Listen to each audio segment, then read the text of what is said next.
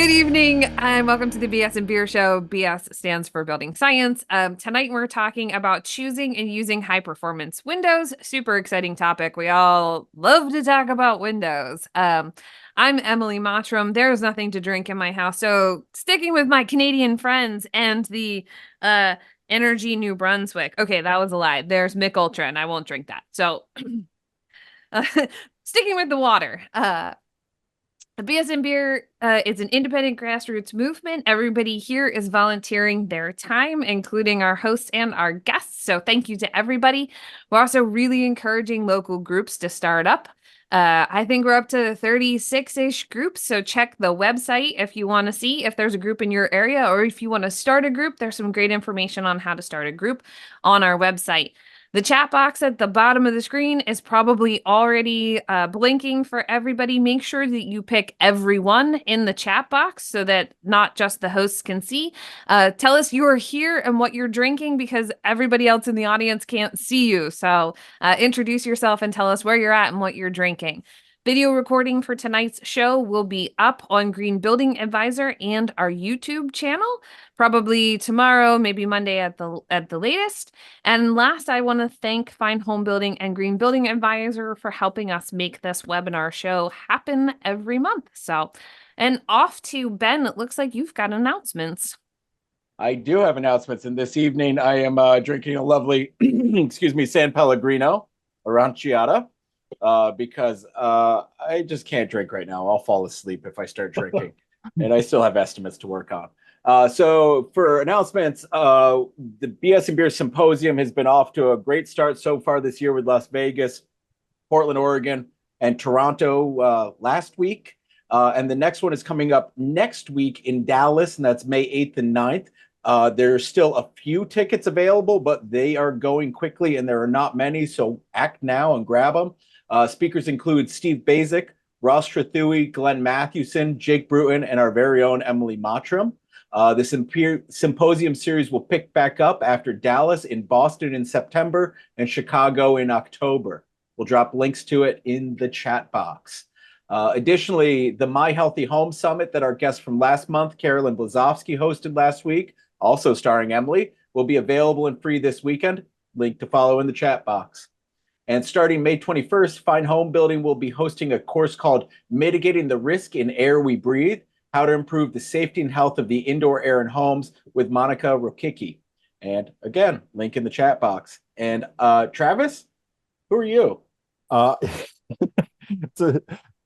It's a real crisis. I don't know if I can work through it in this short of an episode, but the existential crisis will have to wait, because tonight I'm just Travis Brungart, a builder in Kansas City.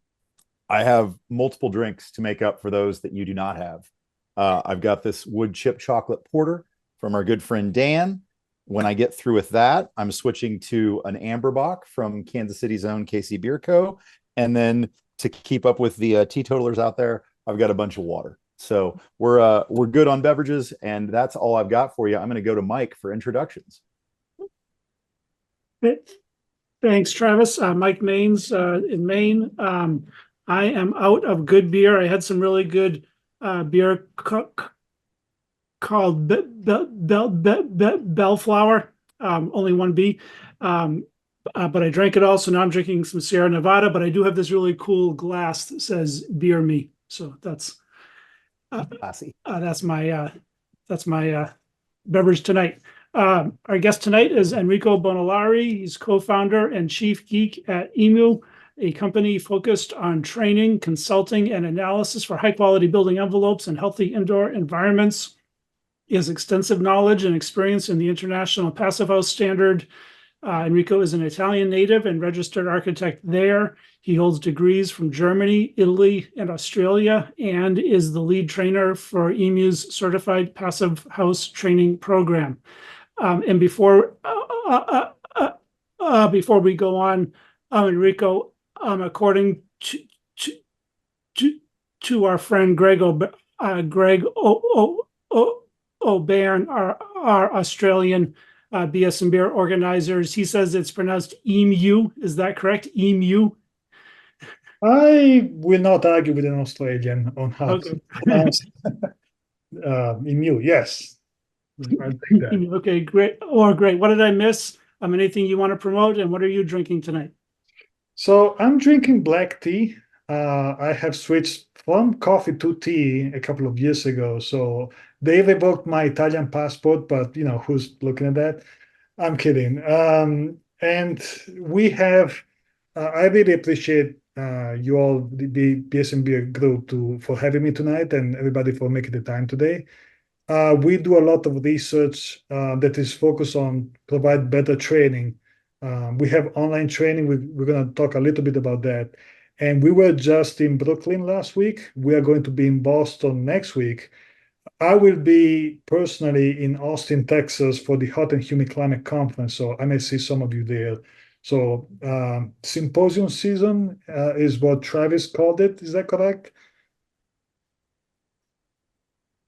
Yeah. Yes, sir. It is deep in symposium season, with only a couple more left after next week. So Yes. I'm also looking forward to a summer of less travel. I'm not gonna lie. I didn't get that memo. Yeah.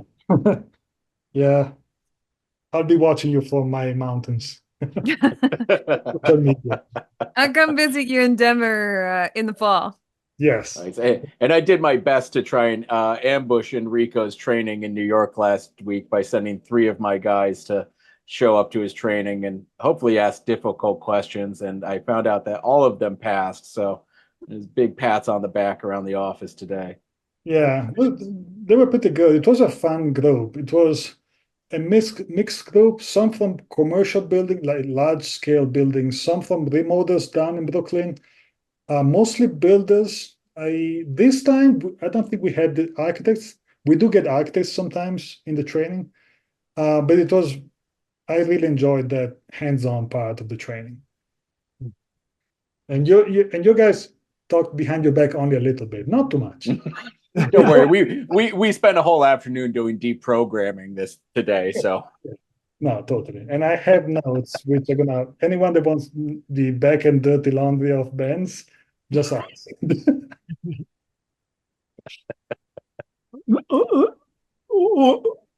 Or so tonight's topic is Windows. Should we talk about basics first before we jump in the deep end? And do you have a presentation, Enrico, or no? I do have a presentation which is about 30 slides. They're pretty deep and pretty heavy on the building science, so we can use those as a way to talk about it. And you tell me if you want to go deeper or less deep as we go through. Okay, sounds I good. I can geek out about Windows a lot, and Windows are, in my opinion, crucial for buildings in terms of comfort, conversation avoidance, cost, as well as design and operability. So I feel very passionate about that, and I've spent a lot of my time professionally researching back in the day we did some R&D for window manufacturers. We don't do that as much. We have more focused on training, but I love to geek out about windows and coatings and glass, that kind of stuff. Yeah. Or let's begin with the basics. Just what are the big items, most important items, low hanging fruit? What's important in a window, and what do most people get wrong? So, big picture, what you need for protection from your building depends on your climate. So hot climates are going to have different needs than cold climates. And starting to look at high performance windows, you quickly get into triple pane windows, which is what you need, in my experience, in climate zone 5 and higher for thermal comfort. For climate zone 4 is kind of middle of the road. Climate zone 3, you can get to the same comfort level probably with a good double pane. Mm-hmm. And something that people get wrong, and I have plenty of graphics, things like that to show, is it's not the number of glass panes that makes a difference, is there's more details to that. And oftentimes a lot of mainstream triple pane glass severely underperforms. So you may pay the premium, but you don't get the performance. Mm-hmm. So that is a big thing that we advise not to be careful about. And then there's details about the how to install the window. There's a back again. The type of operation is also important. If you can choose casement or even better tilt and turn windows, you're gonna get a better package for a similar dollar amount as opposed to a hung window or a slider within the same window series. If you go to a casement or a in swing, you're gonna get a better seal and better performance for probably the same amount of money.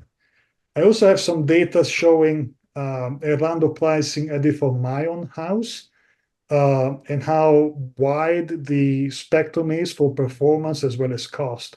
And something that, there's no names for manufacturers, but it shows the cost per square foot and the performance you get. And in fact, the two most expensive ones actually underperform compared to what the goals were. So just keep that in mind as far as pricing, because performance does not necessarily follow pricing or vice versa. I'm in favor of you sharing your slides. 'Cause now I'm like, ooh, I always like to get in the weeds though. So So don't let me tank it. no, well, and there are probably too many slides. So do we want to go over this in like 10 minutes, 20 minutes? You tell me, and I can go skip parts. We're here for the whole hour, man. Are we going to get to see Enrique as well, or is that fully No. retired? No, Enrique is in the dark corners of the place. Yeah. It may pop up in the future, but there's no Enrique here. There's just a lot of building signs. So if I'm you into let that. if you let me share my screen, I can start sharing. You should have the ability. Do you not? I do not right now. Hold on. No worries. Okay, now you do. Cool. Awesome. Thank you.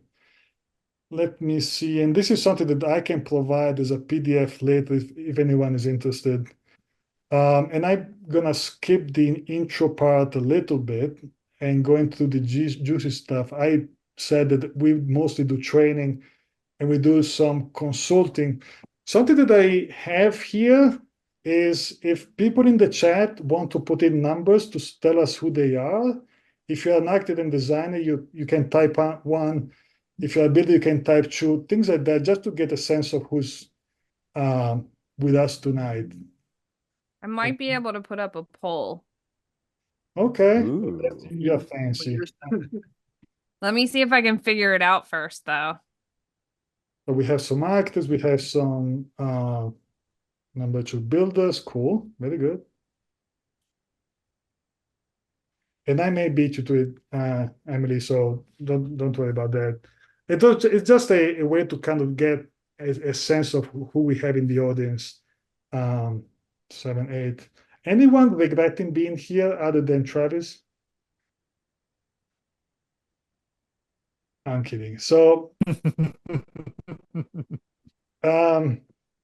one of the reasons why I had we started with the why with the training, and we spent. I'm gonna go a little bit faster here. We spent a lot of time inside buildings, and the quality of our buildings is directly related to the quality of our lives. I was excited to hear about the course on indoor quality that you have mentioned earlier, because that is very important, and we need more of that. Let me just skip forward a little bit. This was an example of how bad windows can be. This was a brewery in Colorado that literally lost business because that was my glass of beer, and it was so cold that I could not stand there anymore, and I had to go home to get warm. So being uncomfortable is bad for business. This is an example of a partial energy retrofit where they air sealed the building, and the building was more energy efficient, but also a lot less healthy because it filled up with mold after the fact. Then there's more data about indoor air quality monitoring, but we can skip that. A question that we ask often is how long do you think a family stays in a house before they just moved into before they move out again? I would like everyone to type in the numbers that you believe. So I see 7 years, 9, 5, 7, 2. John goes in and out very quickly. 13, very good. And so I'm gonna skip a little bit ahead. And you see there's a very wide range. So now I'm asking you to type in how long have you lived in the house you currently live in? 30 years, 23 years, 2.5, cool.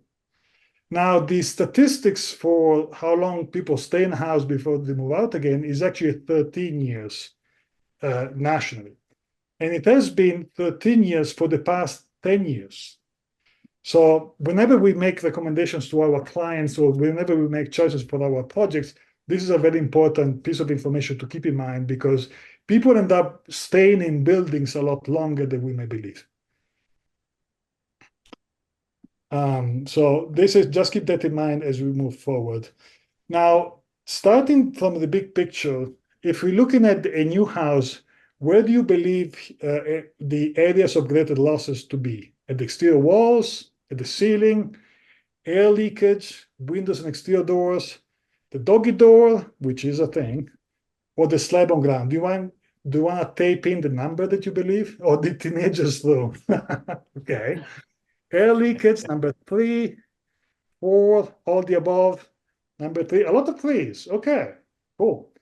Now, I didn't know. So what we did is we did some research. This was part of the development of our curriculum. And what we did is we took 50 projects that we had been working on, and we looked at and analyzed them. And what we found is that if we use these are all single family home new construction projects, 50 of them in different climate zones. And what we found is that if you implement the latest energy code, the 2021 IECC, over a third of the losses is windows, about 20% is walls and so forth. So number 1 is windows and exterior doors. Number 2 is the exterior walls. Number 3 is heat losses through the ground to the outside air, and air leakage comes in the 4th place through air leaks. So this is, again, 50 projects, single-family home new construction that implement the latest energy code. And that was a surprise to me that air leakage only came in 4th from on the list. Number 1 is windows, number 2 is exterior walls, and number 3 is losses through the slab to the outside or basement walls. Now, something that is interesting is that this was for building code. If you look at, if you implement the International Passive House Standard, the breakdown is actually very similar. What changes is that in Passive House being a better building envelope, then you have a lot fewer losses overall, but windows are still the biggest chunk of the pie. So just to build why we are talking about windows tonight. And this, again, is based on 50 projects that we analyzed over the past couple of years. Now, why do we care about windows? We already talked about my BL and how I had to leave. The second picture here is a picture that I took during the pandemic. I was working from home in an apartment complex in Colorado, climate zone 5. And I was working one day and I had ice on my window, did not have a humidifier on. It was just me and my dog in a 2-bedroom apartment. And I, during the pandemic, did not have much else to do than posting this on social media, including LinkedIn. And because we do a lot of consulting for window manufacturers, I got a lot of feedback from professionals from the fenestration and window manufacturing industry, where they were like, get over it. It's normal for you to get ice on windows. And my reaction was like, well, we have very different expectation of what a good building and a good window is. In my book, there should not be any ice forming on the inside of the window, no matter what. So this is kind of gave me a reality check about what is accepted in the industry, and it is perfectly normal and it is accepted in the industry for ice forming on the inside of the window, and that does not. But Enrico, these are passive dehumidification systems that we've intentionally installed in our buildings here. Yes, you would be a very good marketing person, or for the BS part, not the building science part. Uh-huh. Yeah, it is. These are effectively dehumidifying unit. We can skip the next one, but yeah, it is generally accepted for windows to be bad. By people that make windows, they accept the windows to be bad. Now, next question, please type in the chat. In a new window that is installed well, where do you expect most losses to be? Again, at the head, at the jamb, at the sill, glass edge, window frame, or through leaks? Type in your numbers, please.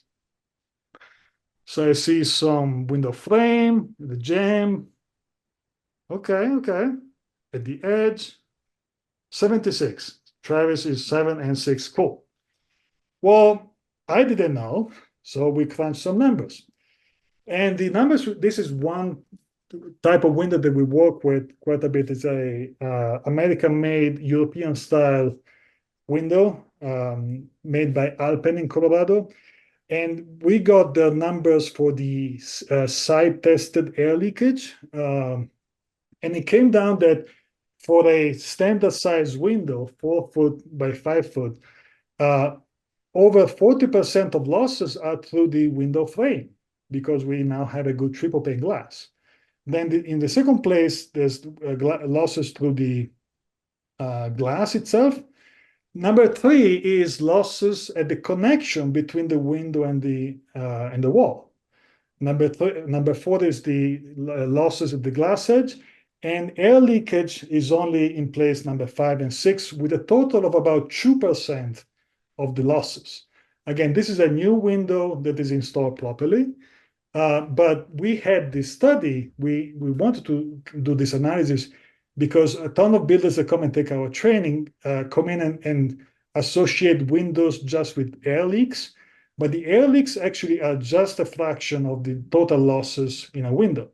So this is something that we put together. It's a mixture between analysis and field testing data. So I found that to be interesting. And so that is kind of what we're going to talk about tonight. So looking at the construction detail, this is a windows that is installed on an exterior wall with some exterior insulation. And what we talk about is conduction to the frame is what actually goes through the frame, the outside, and we have conduction through the glass. This is the thermal bridge at the window to wall connection, the thermal bridge at the glass to frame connection, and then we have the air leaks between the sash and the frame, and at the between the air barrier of the wall and the window itself. Again, these are the air leakage testing is something that we got from Alpen from their field testing, whereas the rest is from the energy analysis. Now, starting off with trying to build better frames, we want to avoid in life single hung and double hung window. There's a tip. It's a safe choice if you want to avoid those. We want to avoid traditional sliders because it's both the hung windows and the sliders have a very hard time sealing.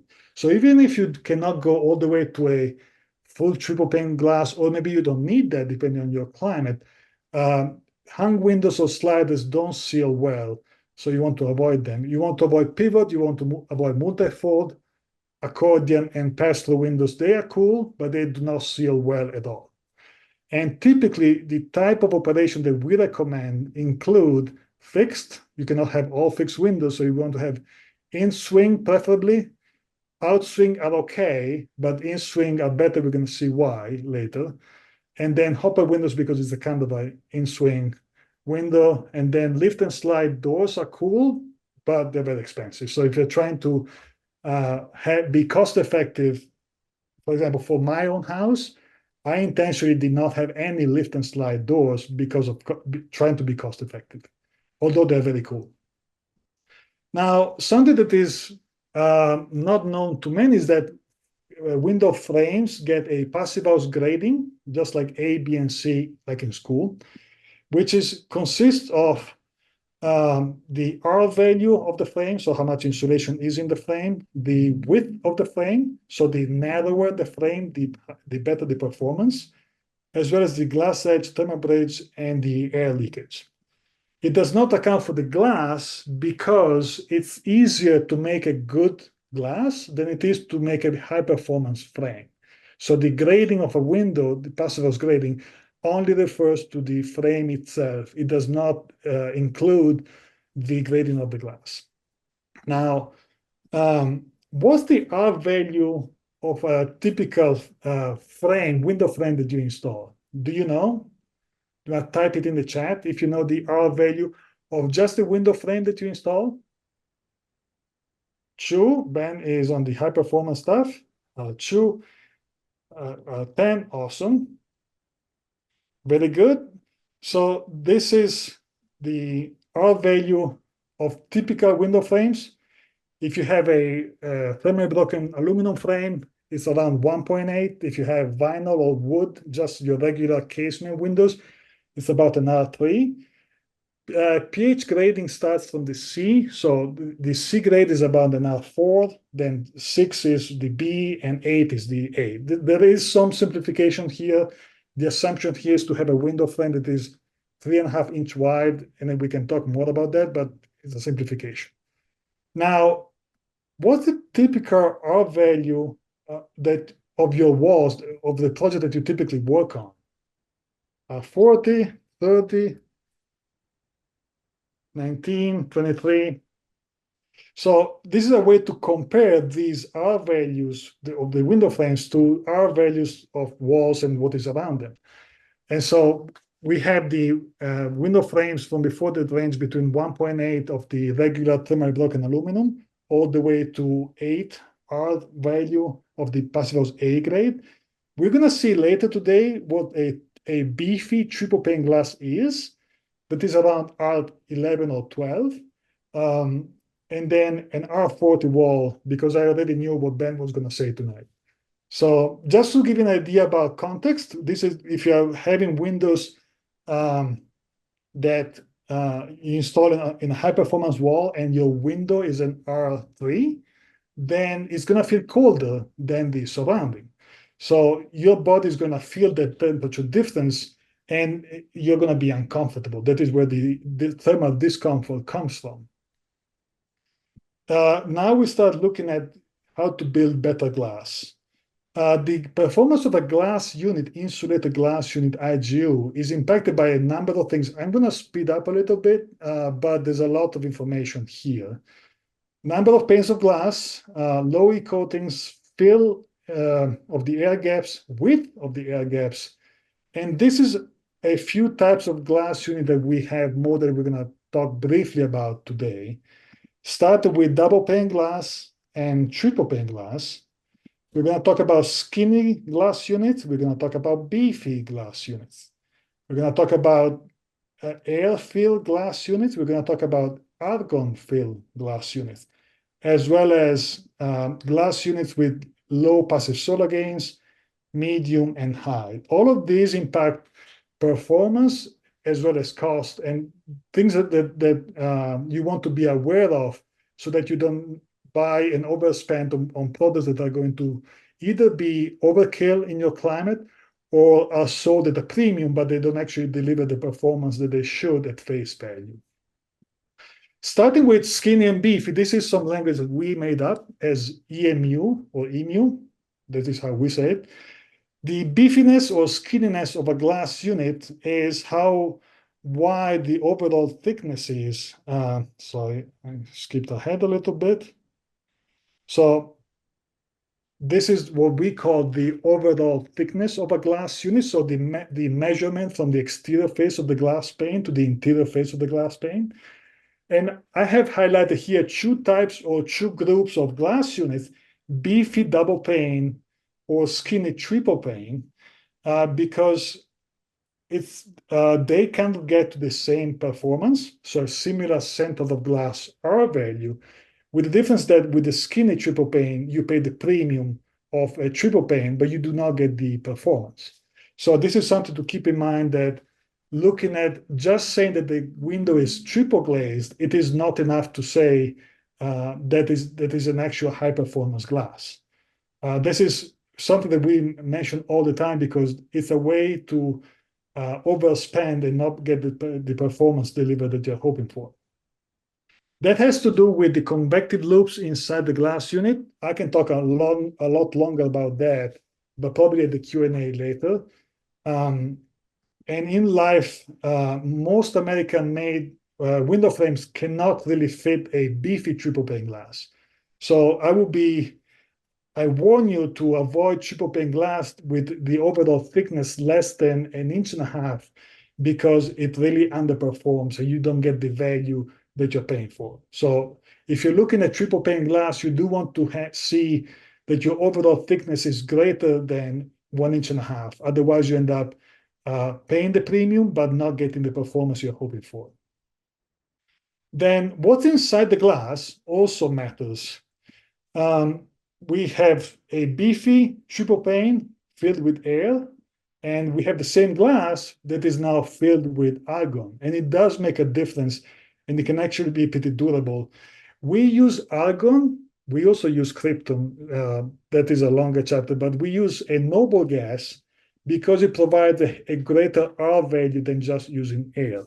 In fact, what we get is about 30% higher R value for the same glass unit. There is a concern that the gas may escape over time. It is never full 100%.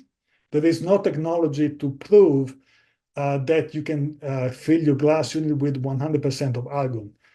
This is also something you want to check. I had someone try to sell me a glass unit with 100% argon fill, and that is a lie, period. So you want to be aware of that. 90 to 95% fill is possible. 100% it is not possible with the current technology that we have. Now, you can expect 1% loss per year. So after 20 years, you will no longer have 90%, you will have 70% argon and 30% air. I had to do the math. It's been a long week. But that still outperforms the air-filled unit. So that is a myth we have to work against when we work on projects. It is worth filling the glass units with argon. It's pretty cost-effective, and it's pretty durable. One of the oldest passive house buildings in the world, it is the 1991 passive house in Darmstadt, Germany. They checked every single glass unit 25 years after the fact, and of 50 windows, they only had to replace a couple of glass units. Everything else was fine.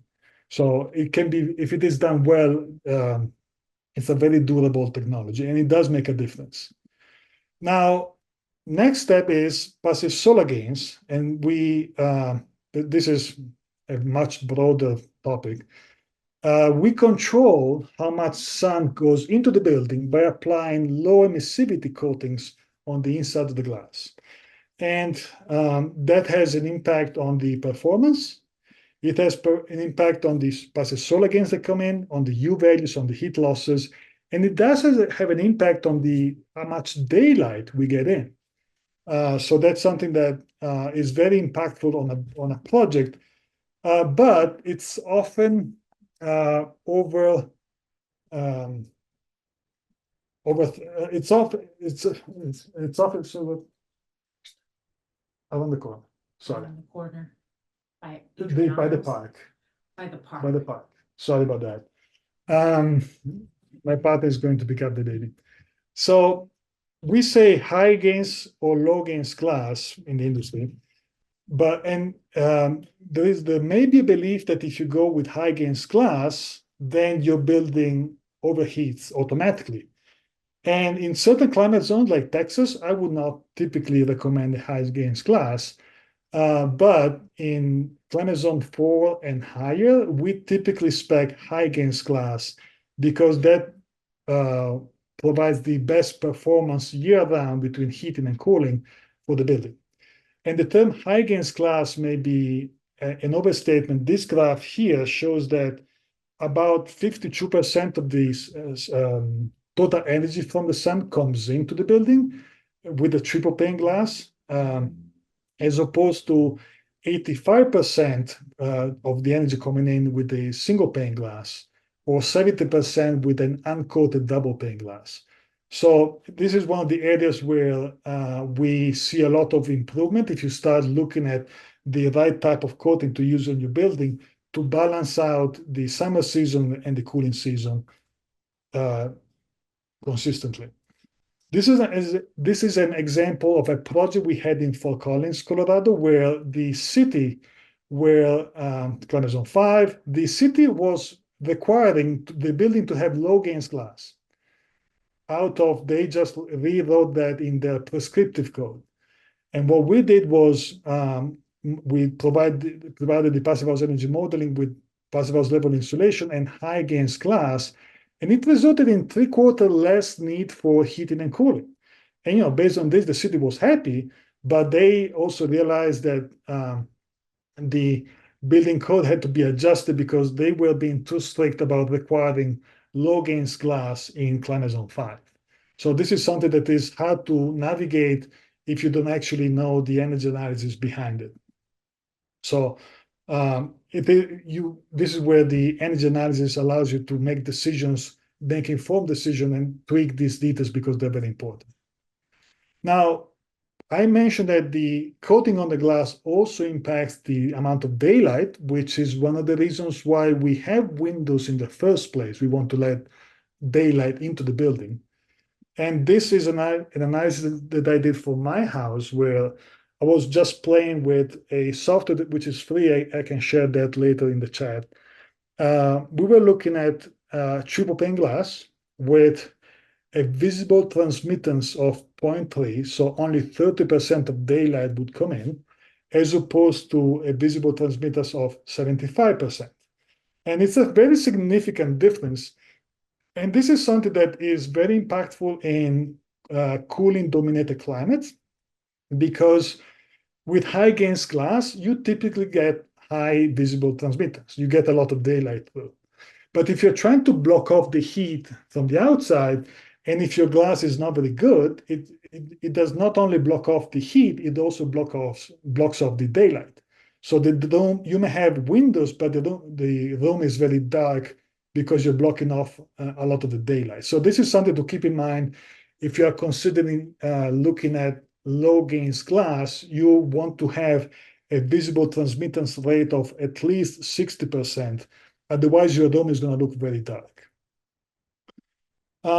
Just moving forward a little bit, this is where we look at a little bit of install details, starting from, because it's a way to improve the window performance overall.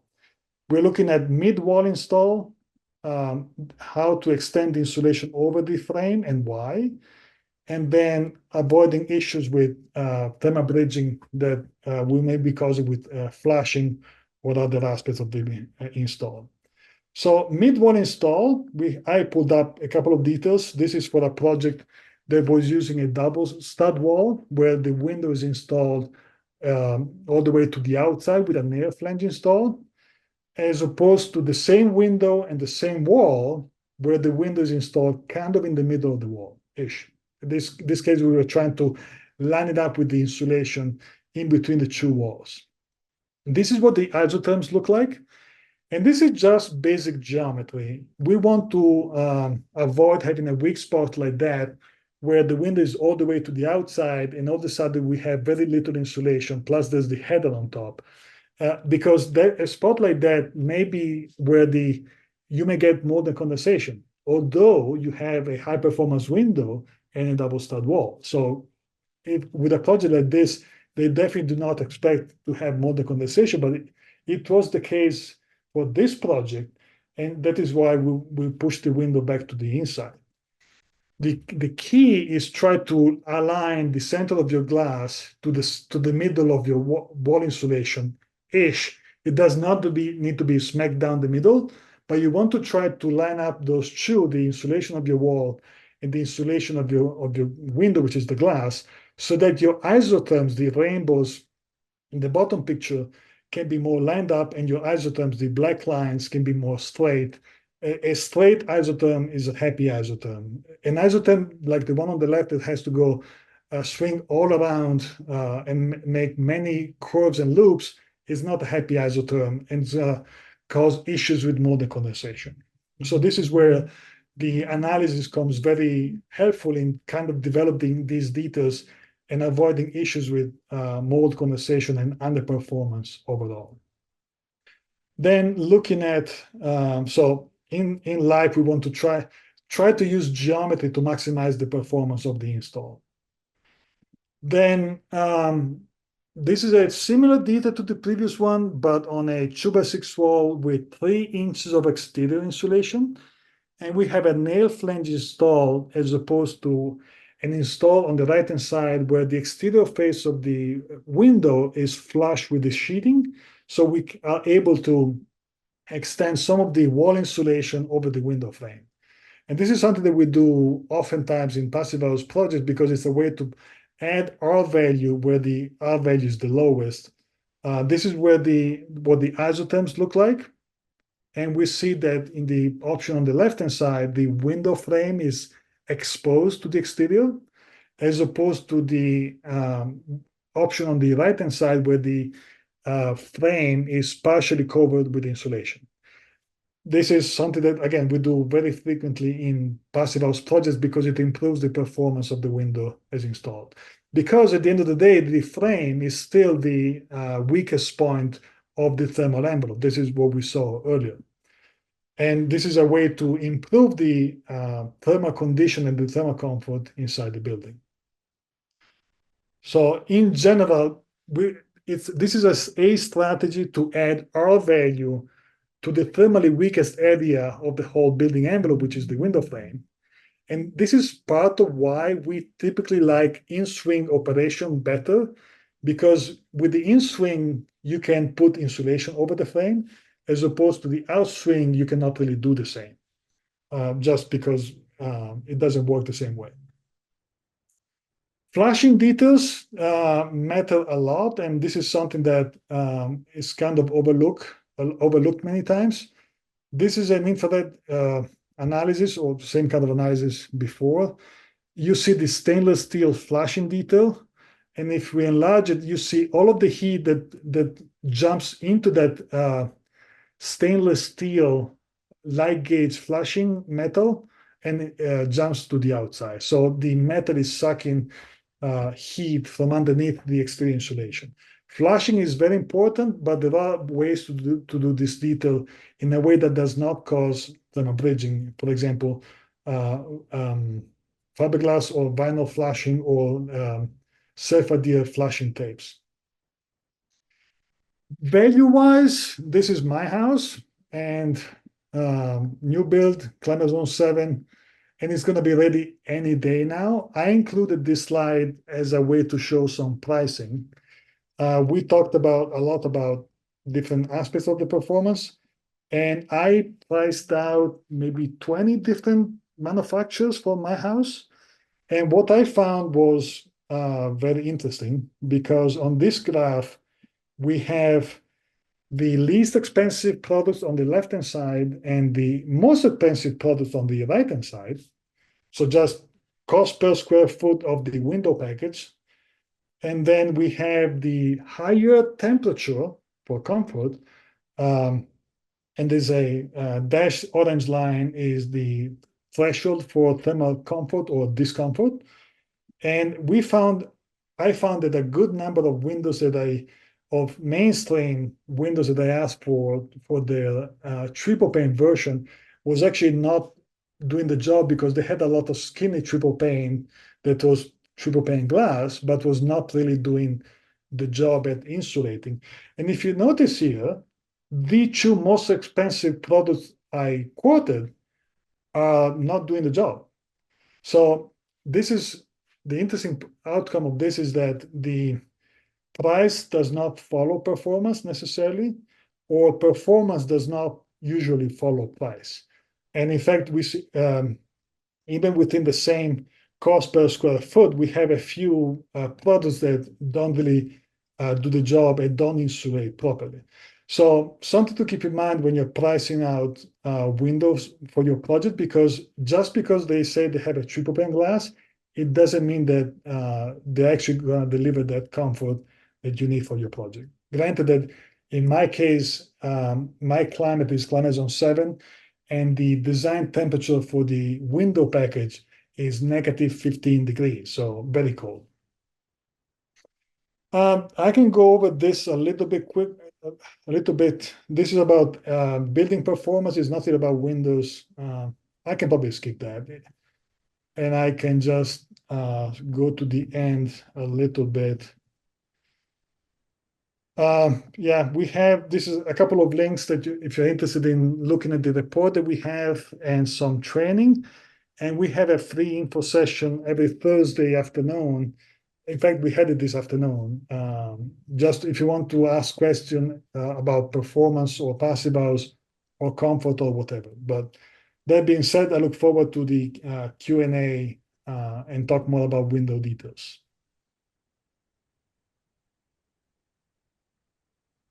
So many Q. Bring the A. What do you want to do first, Mike? We only have a little bit of time, and you're the champion of the chat. That was really thorough, Enrico. We actually most of the questions that got queued up or that I had you answered through the course of your presentation. So that was very efficient information dispersal. Cool. One thing I didn't hear you talk about too much early on. You mentioned comfort regarding Windows. Can you just talk about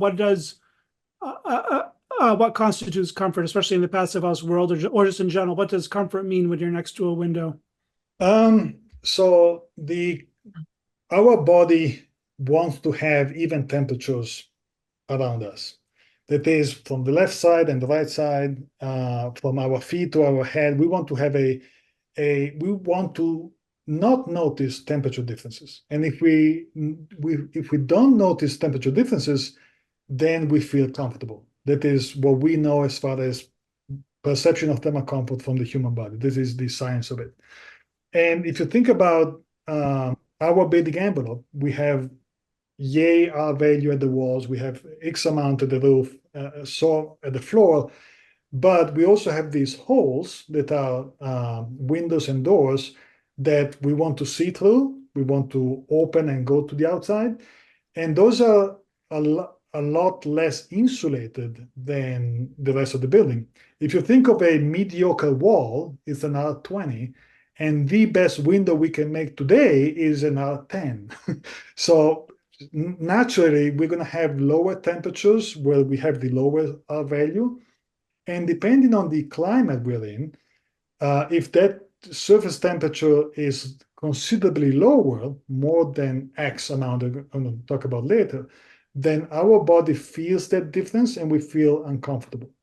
And that temperature is 7.6 degrees Fahrenheit. And that is a combination of, that temperature is derived by a combination of radiant exchange between the body and the cold surface, as well as air from the room that goes next to the cold surface, it cools down, and now we have cold air at the bottom of the room. So this is the two-prong cause of discomfort that windows and doors cause in a building. Clearly, this is climate specific. In California, we can get away, in warmer climate zone, we can get away with double pane windows and still have a high level of thermal comfort because the conditions are so mild. You know, the colder the climate, the more thermal protection we need, pretty much. So I know historically most of the best performing windows were European style windows, European extrusion style windows. I know there is going to be some code pushes in through the IECC here in the US to up performance levels of windows. Are you seeing US manufacturers start to produce better windows?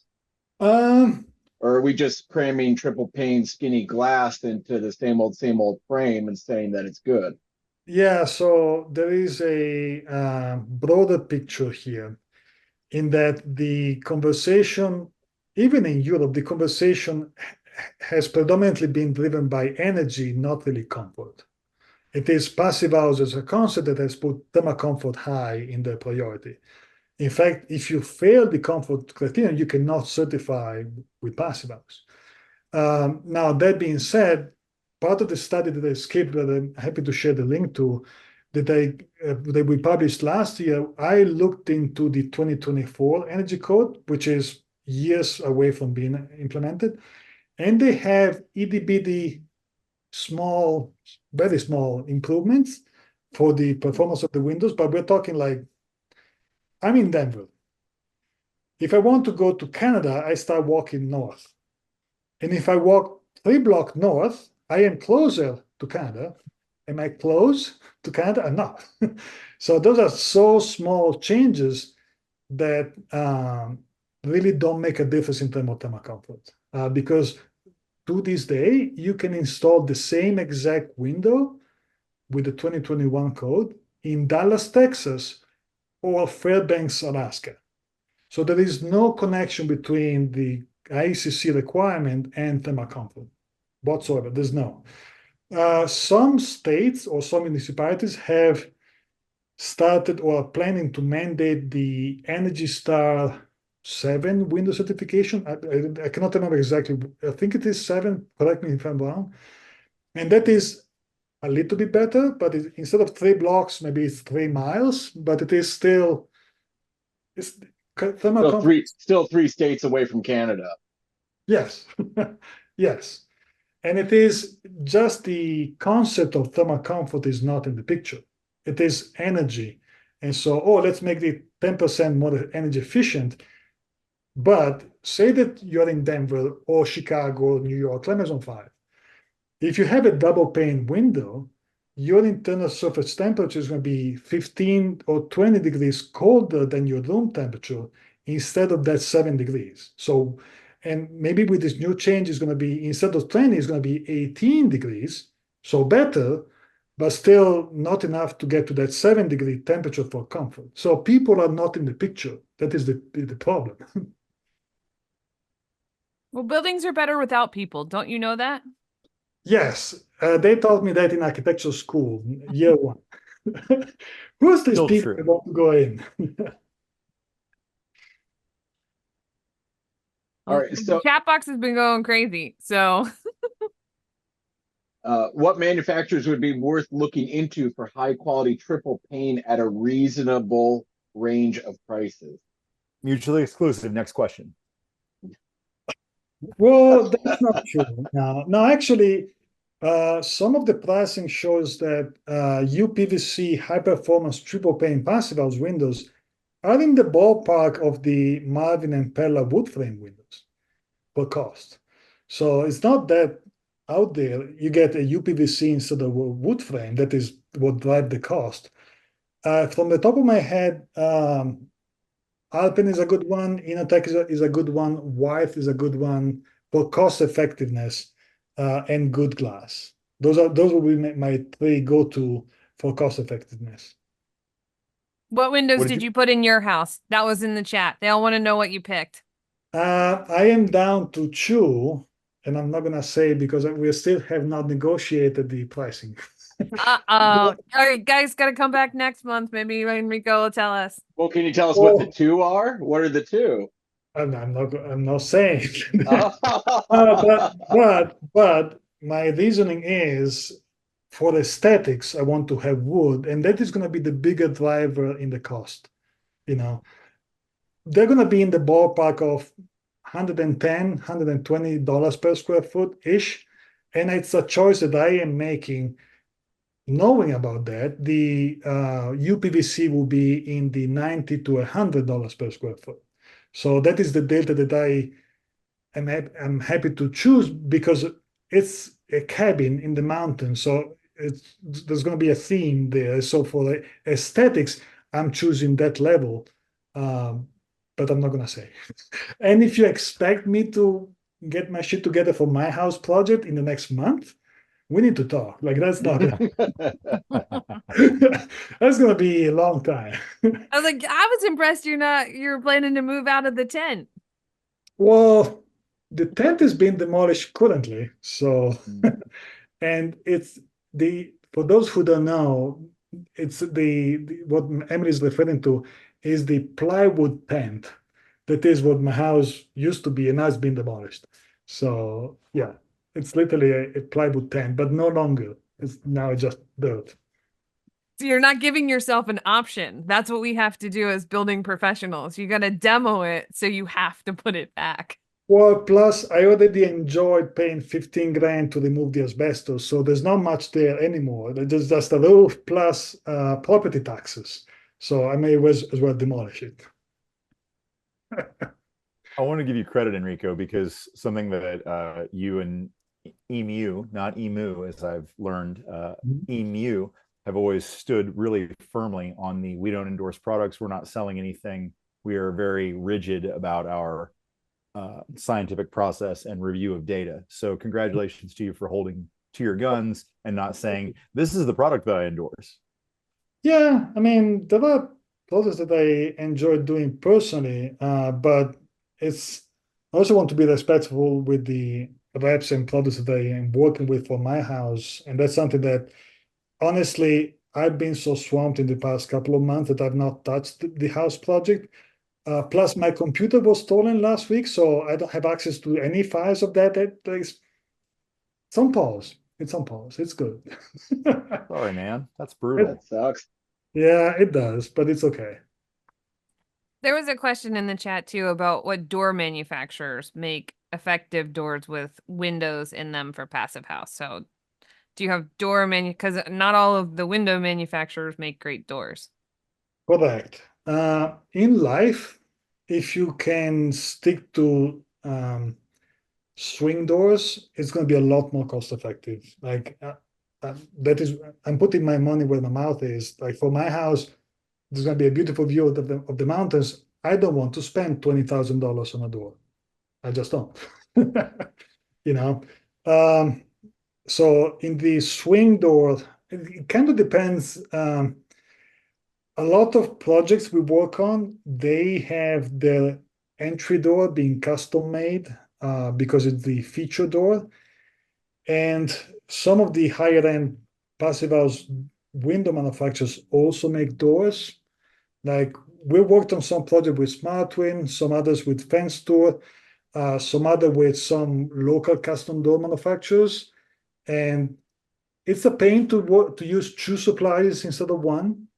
And we had for one project, like, oh, Enrico, this is the final blower door test for certification. And the picture is a piece of plywood across the entry door because the entry door is the last piece and it is 6 months out to be delivered, you know.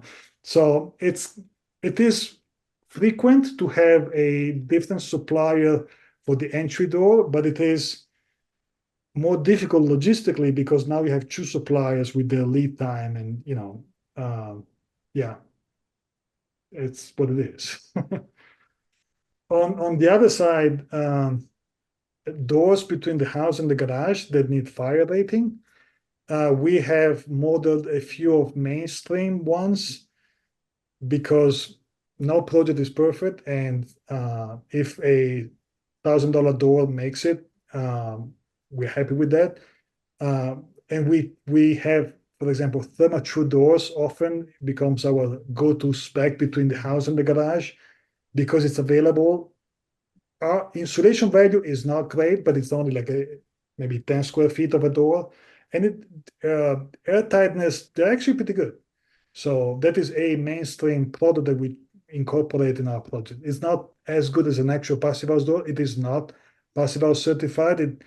You need to get the fiberglass one with the composite door threshold, so avoid any aluminum threshold tweaks like that, but you can make it work. I've found very poor air sealing properties on the factory weather stripping and gasketing on almost every uh, regularly available door that I've encountered. I'm very surprised here. Like I have no beef with Therma-Tru. I don't have this is the good one, other than the triple point locking doors that you get from an Anderson and others. That's something that I think we solved with I'm going to forget the damn name of the company now. They make the triple point hardware that you can add to a regular door. Help me out. They may also make the replaceable thresholds. You guys, this Pemco, is the. We'll say again. Pemco. They make the Roto. drop down threshold, but no, I'm thinking of something else. That's all right. Move along. We're almost done here anyway. I wanted to say that's shocking to me. That's great news. We are actually at 7 o'clock too, and since like we're just I don't know, are there a ton more questions in the chat box, Mike? I kind of stopped paying attention. There's a few, but I think we could keep Enrico here all night if we wanted to. Or maybe I'd suggest any follow-up questions take to GBA to Enrico's recent article on high performance windows from February, I think. Yep. That might be a good place to continue the conversation. Mm-hmm. And is there a place where they can learn more about window performance and data? Like, is there links to through the article that you had, like if they want to go on a deeper dive to get to your chart where you measured 20 different windows? We have a lot of data on our YouTube channel. So if you look, a lot of these snippets and detail come from little things that come from our projects. And so if you want to learn more, our YouTube channel, youtube.com/emupassive, is a good place to start. Excellent. And for everyone interested, I will drop the link to the article in the chat box. Oh, Mike already beat me to it. Awesome. Can't beat Mike. Nice try. He was on that one already. Well, thank you, Enrico. Yeah, this was awesome. Thank you, Enrico. Thank you all Thanks so much. so much. Thank you, everybody. Good night, Have a all. great night, everyone. Good night.